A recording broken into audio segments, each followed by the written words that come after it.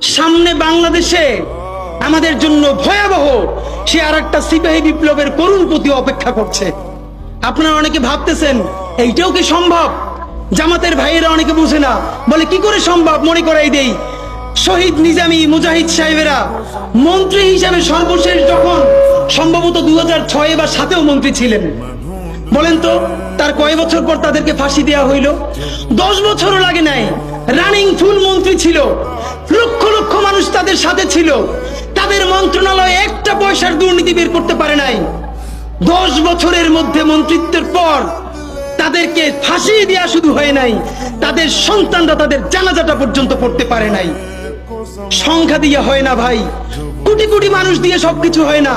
আজকে আপনারা প্রথম আলোর বিরুদ্ধে বলেন, এই যে আসার সময় বলতেছিলাম শায়েকরে, প্রথম আলোর প্যারালাল কাছাকাছি একটা পত্রিকা কি আমরা দাঁড় করাইতে পারছি? অনেকে বলে আমার দেশের কথা, আজকে শুধু বলি, পরশু জানলাম প্রথম আলোর 10 ভাগের 1 ভাগ বিনিয়োগ এবং আর্থিক সংগতি আমার দেশের নাই। 5 কোটি টাকা হইলে আমার দেশে একটা নতুন প্রেস কিনতে পারে, তাইলে পত্রিকাটা ঠিক মতো ছাপাইতে পারে, ভাড়া লাগে না, সেই টাকাটাও তাদের নাই। ভাই, ভালোবাসা দিয়া পয়সার কাজ হয় না। 50,000 টাকা যে এই লোকটার স্যালারি, এই কাজ যদি 20,000 টাকা দিয়ে করাইতে চান, কোনদিন 50,000 টাকা রিপোর্ট এবং স্কিল আপনি পাবেন না। ওই 50,000 টাকাই লাগবে। মানুষ মাগনা কাটে 3 দিন, একজনকে দাওয়াত খাওয়ায় 2 দিন 3 দিন, তারপরে আর চলে না। আমাদের আর্থিক যোগ্যতা অর্জন করতে হবে। আমাদের অনেকগুলো প্রতিষ্ঠান লাগবে, একটা প্রতিষ্ঠান না। আমাদের ভাইদের সমস্যা কি জানেন? সে আজকে যদি হাটাজারি মাদ্রাসা দিয়ে কেউ একটা পত্রিকা বার করে, সেই পত্রিকাটাও সে জাতীয় মূলধারা বানাবে না, দেবে দৈনিক হাটাজারি সে বানাবে। মানে কোনো না কোনো ঘুরে ফিরা তার চিন্তায়, মননে, মগজে প্রথমে হয়তো হাটাজারি, সর্বোচ্চ বড় হইলে হেফাজত, এরপরে সর্বোচ্চ বড় হইলে বাংলাদেশের শুধু মুসলমান। ভাইরা, এই মুসলমানের বাইরের যে জনগোষ্ঠী, সেটা কি আপনার না?